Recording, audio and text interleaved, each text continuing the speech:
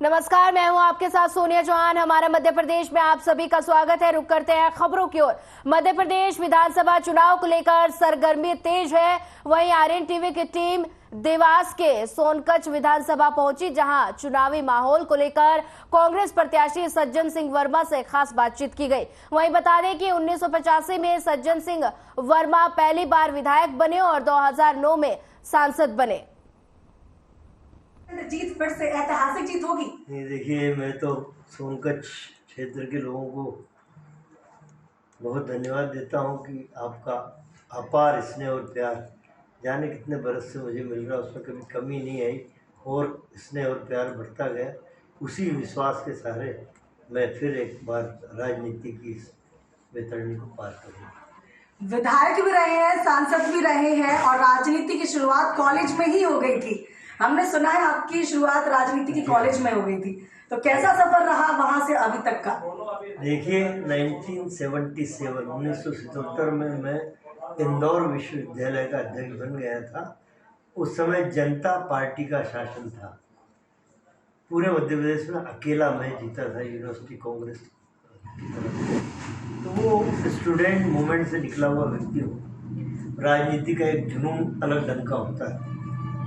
काम काम काम काम काम, लोगों की भलाई, ये जुनून रहता है। तो निश्चित रूप से फ़र्क होता है स्टूडेंट पॉलिटिक्स से निकल के जो राजनीति में आता है और एक आम राजनीति के डर्रे पे चलना, बहुत फ़र्क है हम लोगों की कार्यशैली। इतना लंबा सफर राजनीति का तय करना आसान या कठिन?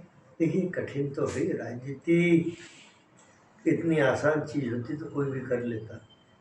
ये इतनी ऊबड़ खाबड़ डगर होती है कि पाँव भी जख्मी हो जाते हैं, छाले भी पड़ जाते हैं। लेकिन यदि एक जुनून हो सेवा का तो वो छाले तकलीफ नहीं देते।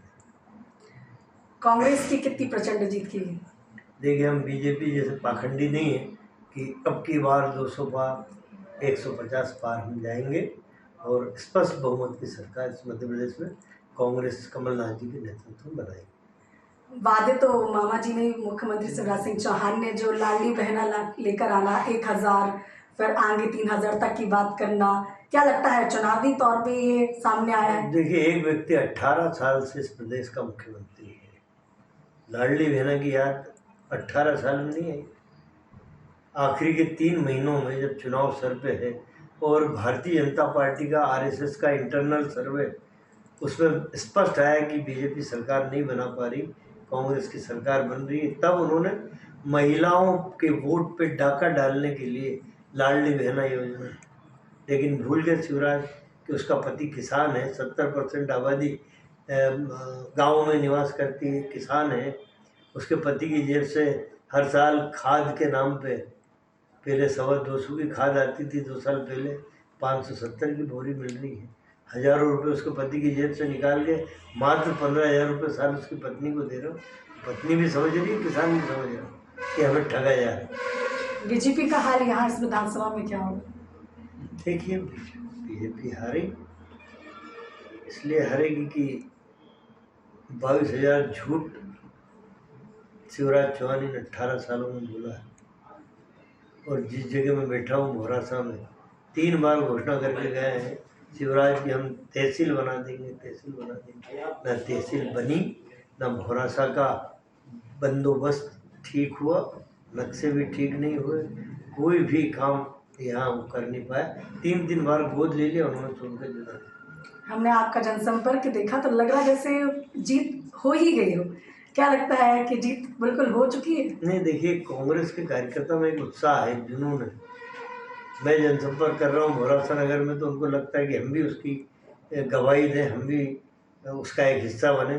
तो सारे लोग घर से निकल के आ गए और भोरासा नगर की सड़कें जाम हो गई। तो ये स्नेह कार्यकर्ताओं का भी है और भोरासा नगर की जनता ने भी स्वागत करके असीम प्यार दिया। किस विकास के साथ अभी रहे हैं और किस विकास के साथ आगे जाएंगे? देखिए, अब तो मैंने कहा कि 5 साल वो काम जो वास्तव में नहीं हो पाए हैं आज भी। राजनीति मैंने बहुत कर ली, खूब पदों पर रह लिया, सांसद भी कई बार, मंत्री भी रह लिया, सरकार बन रही है, मंत्री तो बनूंगा, और मंत्री बनूंगा तो करोड़ों करोड़ रुपया हम लोगों के पास विकास के लिए होता है। अब उन बस्तियों का विकास करना है जो गरीब लोग रहते हैं, जहाँ उनकी तरफ लोग बड़ी मतलब ये देखते हैं कि चलो ये तो है, ठीक है, ये तो वोट दे ही देंगे, लेकिन उनका भला सबसे पहले मैं करना चाहूँगा मेरे एजेंडे में। बहुत बहुत शुक्रिया। चुनावी संग्राम में जहां हमारे साथ मौजूद है सज्जन भैया के नाम से पहचान है इनकी राजनीति में, जहां इनकी शुरुआत कॉलेज से हुई और विधायक सांसद रह चुके हैं। इनकी पहचान इनके नाम में ही है। हमारे साथ प्रोग्राम में बने रहिए आर्यन टीवी के साथ। खबर बड़वानी विधानसभा से है, जहां कांग्रेस प्रत्याशी उमंग सिघार, पूर्व वन मंत्री जो लगातार 3 बार विधायक रह चुके हैं, इस बार चौथी बार कांग्रेस के प्रबल दावेदार उमंग सिघार ने आर्यन टीवी के संवाददाता कमलेश अलासिया से चुनाव को लेकर विशेष चर्चा की और उमंग सिघार ने बीजेपी पर आरोप लगाते हुए कहा कि मध्य प्रदेश में बेरोजगारी का अड्डा बना दिया है, किसानों को सही दाम नहीं मिल रहा, वहीं किसान आत्महत्या कर रहे हैं। इस पर जनता परिवर्तन करेगी, 2023 में कांग्रेस की सरकार बनेगी। 2023 आ गया। उमंग सिघार जी, लगातार आप चुनाव जीतते आए हैं, ऐसा क्या खास है कि आपको आदिवासी बहुल्य क्षेत्र में काफी ज्यादा चाहते हैं लोग? देखिए, ऐसा है कि हमेशा जब मैं नई विधानसभा बनी थी, इस विधानसभा में गांव की मुख्य सड़कें नहीं थी। तो खरंजे की तो दूर की बात करता हूँ, इस गांव के अंदर ग्रिड नहीं थे विधानसभा में। इस पूरी विधानसभा के अंदर स्कूल नहीं थे, अस्पताल नहीं थे, आपके कॉलेज नहीं थे। तो इनकी मेरी प्राथमिकता रही क्षेत्र के अंदर। और पिछले 15 साल से जब भी रही, जैसे आप जिस जगह पे खड़े डोबनी, तो यहाँ पे जब मैं पहला चुनाव लड़ने आया था तो सड़क नहीं थी, तो इस सड़क की और यहाँ रपट की जरूरत थी, वो रपट मेरी प्राथमिकता रही, रपट बनवाई। ऐसे कई जो बड़े काम है विकास के, तो मैं हमेशा प्राथमिकता देता हूँ कि गाँव की मुख्य काम हो। अब चूंकि गांव वाले कई रहते हैं कि बोले भाई हमारा खरंजा नहीं बना, ये नहीं बना, तो मैं वो भी मेरी प्राथमिकता रहती है, लेकिन बड़े काम की प्राथमिकता रहती है कि अगर जैसे वोल्टेज की है तो ग्रिड मेरी प्राथमिकता कि अगर ग्रिड बनेगा, ग्रिड से आज पूरे आसपास के 10-25 गांव को वोल्टेज की समस्या दूर होती है। तो ये आप कमलनाथ जी के काफी करीबी माने जाते हैं। पिछली बार वो वन मंत्री थे, इस बार भी काफी लोगों को, कर्मचारी तो लोग परेशान है, पेंशन योजना को लेकर परेशान है। आपने शिक्षा को लेकर, स्वास्थ्य लेकर अभी थोड़ी बात करी, बिजली को लेकर बातचीत करी, उस पर नया आप 2023 विधानसभा में नया क्या देख रहे हैं? देखिए, स्वाभाविक रूप से जो इस प्रकार से हर गांव के लोग भारतीय जनता पार्टी छोड़ के कांग्रेस में आ रहे हैं, तो ये तो मैं निश्चित तौर से कहूंगा कि कई गांव मेरी विधानसभा के अंदर पलटे हैं जो कांग्रेस के लिए। तो ये एक संदेश है कि कांग्रेस आ रही है, भाजपा जा रही है। और रही इन्हीं को लेकर मेरी प्राथमिकता रहेगी क्षेत्र के विकास की जो आधारभूत सुविधाएं। पूरे मध्य प्रदेश के काफी प्रबल और धमाकेदार बेबाक विधायक जाने जाते हैं, क्योंकि आप कई बार ऐसा देखा है कि आप कहीं भी जनता हित में कहीं भी कुछ भी स्टेटमेंट देते तो बिल्कुल सोचते कि पार्टी का है, और आपने बेबाकी जो जानी जाती है वो उसकी क्या खास बात? देखिए, एक बात मैं कहना चाहता हूँ, जो बोलता हूँ सोच समझ के बोलता हूँ, लेकिन जवाबदारी के साथ बोलता हूँ। अगर कोई सच बात करना, अगर किसी को गुनाह लगे तो मैं गुनाह नहीं मानता हूँ। अगर मैंने मेरे समाज के लोगों की बात करी है तो इसमें किसी को बुरा नहीं हो। हर व्यक्ति अपने समाज की बात करता है, इसमें बुरा मानने वाली बात क्या? विधानसभा 2023 में कितनी सीटों पे कांग्रेस की सरकार बनेगी, क्या लगता है? स्वाभाविक रूप से जिस प्रकार से कांग्रेस को बहुमत चाहिए, बहुमत से अधिक सीटें आ रही है, ये आपको दिख रही है। 130 से लेकर 150 के बीच में कांग्रेस कहाँ खड़ा रहेगा। 3 बार हैट्रिक तो आप मार चुके, इस बार भी अब चौथी बार इस विधानसभा में है। भारतीय जनता पार्टी आपका कोई विकल्प नहीं लेकर आ पाई, इस बार कितने पूर्ण बहुमत से आप गनवानी विधानसभा 2023 के 7 कैबिनेट मंत्री भी बनने वाले? देखिए, बात है कि विकल्प की बात, तो विकल्प भारतीय जनता पार्टी पिछले 15 साल से तलाश रही है और तलाशती रहेगी। लेकिन मैं जानता हूं कि क्षेत्र की जनता की जो सुविधाएं हैं वो मेरी प्राथमिकता रहती है और उनको हमेशा ध्यान रखता हूं। इस कारण चाहे पार्टी संगठन हो, चाहे कार्यकर्ता हो, चाहे जनता हो, तो साथ देती है। उनका आशीर्वाद हमेशा मेरा साथ रहता है। हमारे साथ जयेश के महेंद्र कन्नौज, काफी एक ऐसा नाम जो जयेश को लेकर चलते हैं। हमारे साथ महेंद्र कन्नौज जी, बताइए आप भी क्या कहेंगे? कांग्रेस की सरकार आ रही, सदस्यता आपने भी ले ली, कमलनाथ के आप भी काफी करीबी रहे हैं जी, बताइए विधानसभा चुनाव गनवानी को लेकर क्या सोचते हैं? देखिए, आप पूरे क्षेत्र में घूम रहे हो और अभी आगे भी घूमते हैं कि उमंग सिंगार जी जहाँ पर जाते हैं सैलाब रहता है और ये लोगों का प्यार है, इसमें है। और कई लोगों के आप पर्सनल जाके भी अगर पूछोगे तो उनके बीच अगर सुख दुख में अगर कोई खड़ा रहता है तो एक ही नाम आता है, वो है उमंग सिंगार। बाकी जो लोग आते हैं चुनाव के लिए आते हैं, चुनाव लड़के हार के जाना है, हार के चले जाते हैं, उसके बाद मुड़ के नहीं देखते हैं। सुख दुख में अगर खड़े रहते हैं, किसी के भी आवश्यकताओं में अगर खड़े रहते हैं तो वो उमंग सिंगार जी हैं।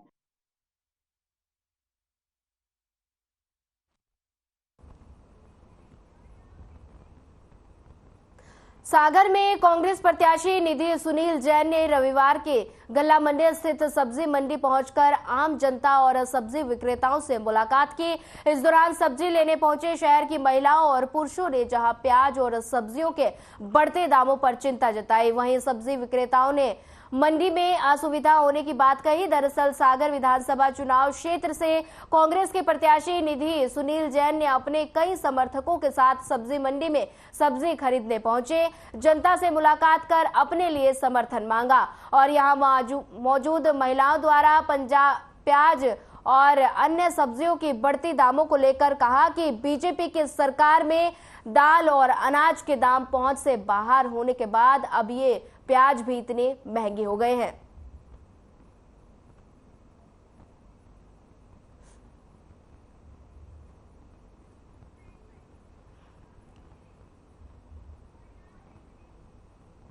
अगली खबर सागर से है, जहां पिछले साल हुए नगरीय निकाय चुनाव में बीजेपी ने महापौर का चुनाव शहर वासियों के सहयोग और आशीर्वाद से रिकॉर्ड मतों से जीता था। पहली बार 48 में से 40 वार्ड में भाजपा के पार्षद भी जीते थे।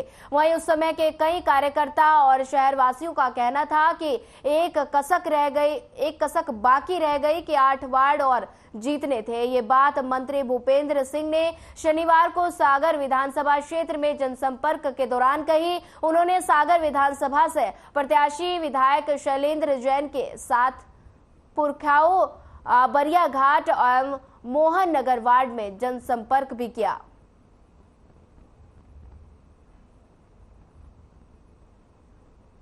चुनाव में इस समय वातावरण पूरी तरह से भारतीय जनता पार्टी के पक्ष में है और लगातार जिस तरह से सर्वे आ रहे हैं, बाकी सब चीजें आ रही हैं, तो परिणाम तो जब आएगा।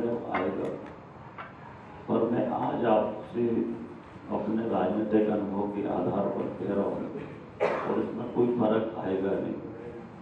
कम से कम 150 सीटें भारतीय जनता पार्टी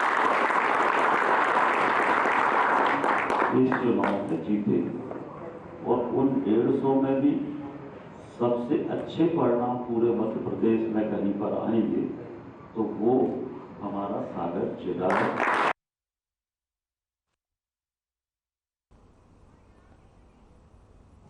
जबलपुर में गैलेक्सी सुपर स्पेशलिस्ट अस्पताल द्वारा मरीज को दिया गया नया जीवन। दरअसल उत्कृष्ट चिकित्सा सेवाएं देने में अग्रणी गैलेक्सी मल्टी स्पेशलिस्ट हॉस्पिटल में एक जटिल ऑर्थोपेडिक सर्जरी सफलतापूर्वक की गई।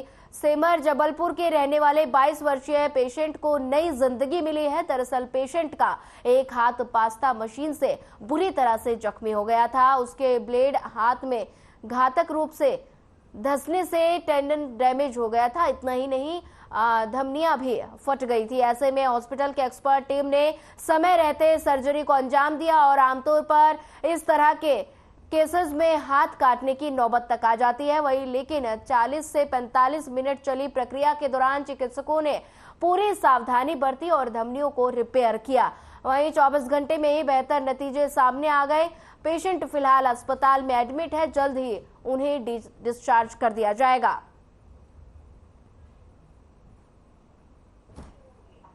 ऐसा केस हमने किया है, बेसिकली एक 22 साल के नवयुवक का हाथ उसके काम करने के दौरान एक मशीन होती है उसमें फंस गया था। तो उस फंसने के बाद पूरा हाथ फंसते हुए काफ़ी दूर तक पूरा ये हैंड और ये फोर आर्म इसमें ये पूरा हाथ उस मशीन में चला गया था। उससे पूरा क्रश इंजरी हुई, जिससे उसकी दोनों लॉन्ग बोन और हैंड की स्मॉल बोन टूट चुकी थी। कई टुकड़ों में टूट गई थी। साथ ही जो टेंडन होते हैं इस फिंगर्स को कनेक्ट करते हैं जोड़ों से, वो टेंडन कट गए थे, मेजर आर्टरी डैमेज हो गई थी, कट गई थी और कुछ नर्व्स कट गई थी। तो ऑलमोस्ट उसको एम्पुटेशन मतलब जो हाथ काटना जिसको बोलते हैं वो एडवाइस था, कई जगह पे दिखाया था। पर हमारे हॉस्पिटल में उसका असेसमेंट किया गया क्योंकि पेशेंट बहुत जवान है, उसका राइट हैंड वर्किंग हैंड है, तो क्या इसको बचाया जा सकता है। तो हम लोगों ने कोशिश करी, तो हमारे जो ऑर्थोपेडिक्स की टीम है उन्होंने और क्रिटिकल केयर की टीम ने मिल के डिसीजन लिया कि ऑपरेशन करना चाहिए और ऑपरेशन किया गया। तो पूरी 7-8 डॉक्टरों की टीम ने मिलकर वो ऑपरेशन किया और बहुत ही सक्सेसफुल ऑपरेशन रहा। और आज पेशेंट का हाथ वर्किंग कंडीशन में है, हाथ पेशेंट मूव कर रहा है, उससे काम कर पा रहा है।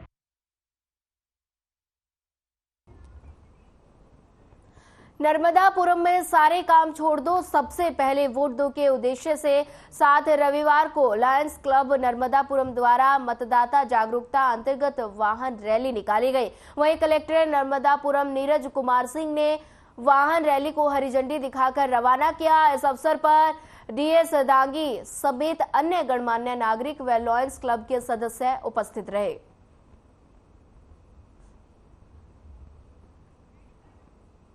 बता दें कि नर्मदापुरम में जागरूकता रैली का आयोजन किया गया, वहीं लोगों से वोट देने की अपील भी की गई। आपको बता दें कि कलेक्ट्रेट समेत कई गणमान्य लोग इसमें मौजूद रहे और जागरूकता रैली निकाली गई। बता दें कि लोगों से वोट की अपील भी की गई और लोगों को वोट देने के लिए जागरूक भी किया गया।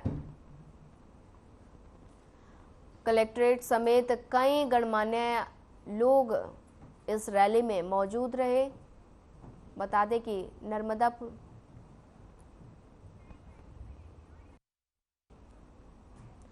खबर पृथ्वीपुर से है, जहां भारतीय मानव अधिकार सहकार ट्रस्ट की मीटिंग रखी गई, जिसमें राष्ट्रीय कार्यकारिणी से राष्ट्रीय अध्यक्ष सुनील सिंह यादव और समस्त पदाधिकारी मौजूद रहे। वहीं मानवाधिकार सरकार ट्रस्ट की मीटिंग में सामाजिक कार्यों को लेकर चर्चा भी की गई और लोगों को मतदान करने के लिए जागरूक भी किया गया। ये अपील की गई और कहा गया कि अपने घर से निकले और अपने मतदान के अधिकार का इस्तेमाल करके एक सही नेता का चुनाव करें। बता दें कि खबर पृथ्वीपुर से है, जहां राष्ट्रीय अध्यक्ष सुनील सिंह ने एक मीटिंग रखी, जिसमें सामाजिक कार्यों को लेकर चर्चा की गई और सभी से मतदान का प्रयोग करने की भी अपील की गई और कहा गया कि सभी अपने मतदान का प्रयोग कर सभी अच्छे नेता को चुने। बता दें कि राष्ट्रीय अध्यक्ष सुनील सिंह की अध्यक्षता में एक मीटिंग रखी गई, जिसमें सामाजिक कार्यों को लेकर चर्चा की गई।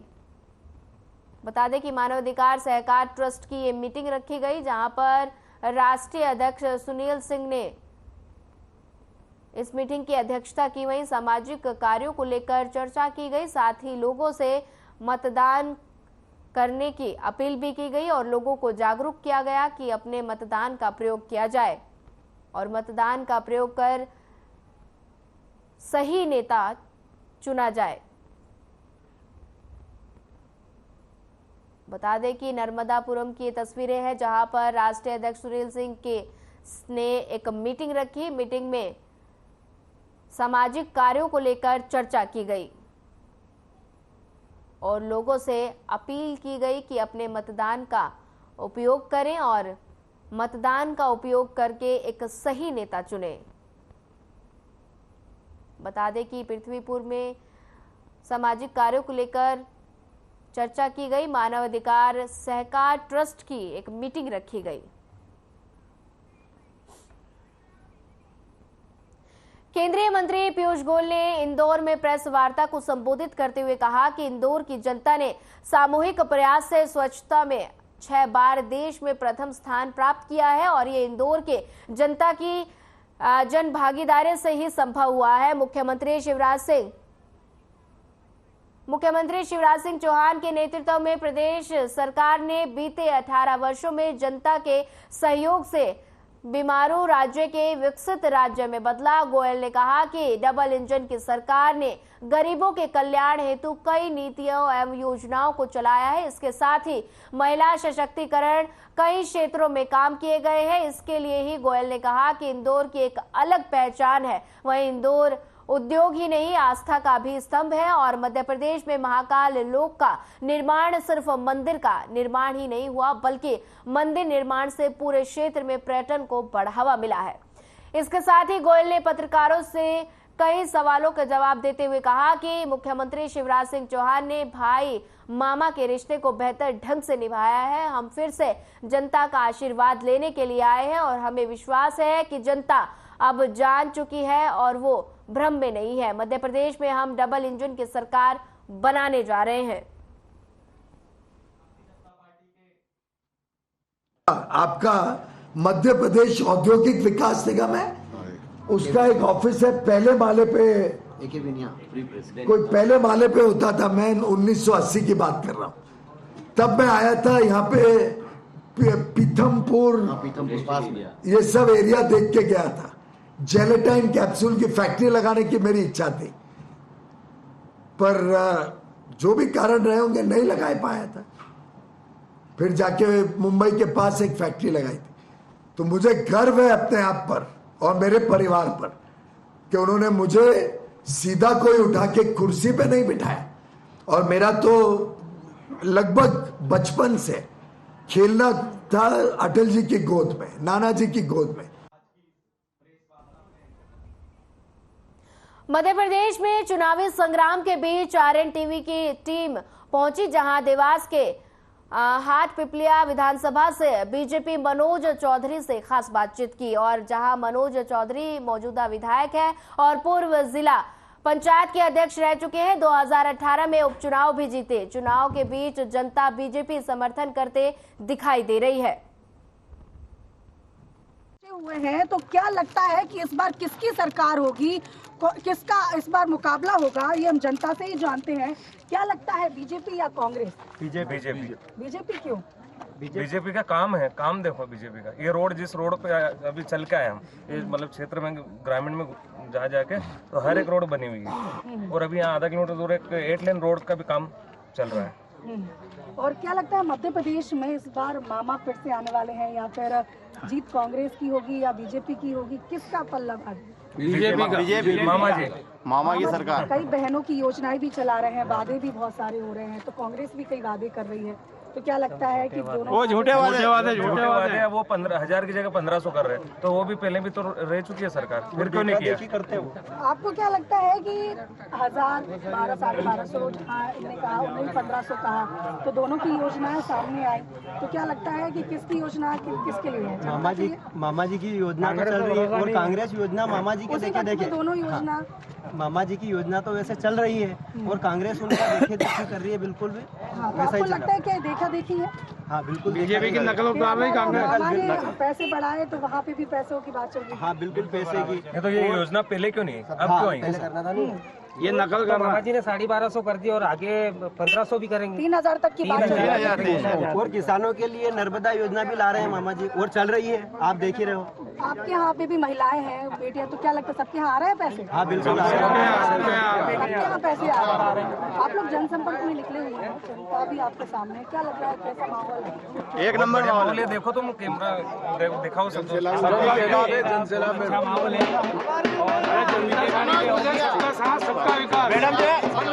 चुनावी संग्राम में आरएनटीवी पहुंची है, जहां देवास में यहाँ पर जो भाजपा के प्रत्याशी हैं, जहां पर हम पहुंचे हुए हैं, इस विधानसभा से जो इनका नाम, हाँ, हाटपिपलिया जो विधानसभा है, इस विधानसभा के जो भाजपा प्रत्याशी हैं, जिनको जनता ने कहा जाए तो चुना है, क्योंकि हमने आज जब जनता से बातचीत की तो जनता ने इनकी तारीफ पे तारीफ की है और कहा है कि बुजुर्गों के जहां पैर छूते हैं तो युवाओं के गले मिलते हैं। और हर जगह पे जब हम रास्ते में जाते जा रहे हैं तो छोटी दिवाली अभी जीतने के पहले ही मनाई जा रही है, तो तारीफें तो आपकी हम हर जगह सुन रहे हैं। तो क्या लगता है कितनी प्रचंड विजय हो? देखिए, विधानसभा हमारा जो है, विधानसभा नहीं है, एक परिवार के रूप में सदैव हम पूरे पारिवारिक में कहीं भी सुख दुख में हमेशा उनके शामिल होते हैं। कोई भी समस्या क्षेत्र की होती है, अगर बड़ी हो समस्या छोटी हो, हमारे लिए वो मायने नहीं रखती है। वो अगर एक व्यक्ति की भी समस्या है तो ये समझो कि हमारी अपनी समस्या, उसको समझ करके हम उसका समाधान करते हैं। और इसीलिए आप आए होंगे तो सब में जो उत्साह है वो एक परिवारजनों के रूप में एक भावना उनकी जो है वो इसी वजह से, और निश्चित रूप से आने वाले समय में ये हाटपिपलिया विधानसभा जीत का इतिहास बना है। हाटपिपलिया विधानसभा की हम बात करें तो अभी तक क्या विकास हुआ है और क्या विकास होगा? देखिए, वर्षों से इस विधानसभा क्षेत्र को उपेक्षित रखा गया था। जिला मुख्यालय से जुड़े होने के बाद भी ये जो विधानसभा हाटपिपलिया विधानसभा पिछड़ी विधानसभा की गिनती में आती थी। न सड़कों की सही स्थिति थी, न किसानों के लिए कोई काम हुआ था, न आमजन के लिए। लेकिन अभी वर्तमान में हमने जो 3.25 वर्ष का हमारा कार्यकाल रहा है उसमें हमारा जैसे 100% हम कह सकते हैं कि कृषि प्रधान हमारी विधानसभा है। कॉलेज के भवन की आवश्यकता थी, उन कॉलेज में 2-2 भवन के अलग अलग निर्माण, कई छोटे बड़े पुल पुलिया थे जिनकी वजह से बड़े पुल ऐसे थे जो बारिश के समय कई गांव कट जाते थे मुख्य धारा से। अगर कोई बीमार दुखी हो जाता तो वो व्यवस्था नहीं हो पाती थी, या तो वो कहीं ना कहीं ज़्यादा तकलीफ होती। मेरे शुरुआत में जब मैं विधायक बना था 1-2 लोग मृत्यु हो गई थी उनकी, सिर्फ इस वजह से कि वो नदी पार करके कहीं ना कहीं जिला मुख्यालय पर या इंदौर नहीं जा पाए। वो सब बड़े पुलिया जो वर्षों से इस क्षेत्र की मांग थी, उन बड़े बड़े पुलियाओं का निर्माण करवाया गया। इसी तरह छोटे बड़े कई सैकड़ों काम है जिसका हम गिना नहीं सकते। अगर करें तो हम एक नंबर पोलिंग बूथ से 252 पोलिंग बूथ तक हर वो काम जो वर्षों से लंबित था, वर्षों से समस्या बना हुआ था, उसका समाधान किया। और यही कारण है कि फिलहाल इस बुलेटिन में इतना ही। ज्यादा खबरों के लिए बने रहिए हमारे साथ। नमस्कार।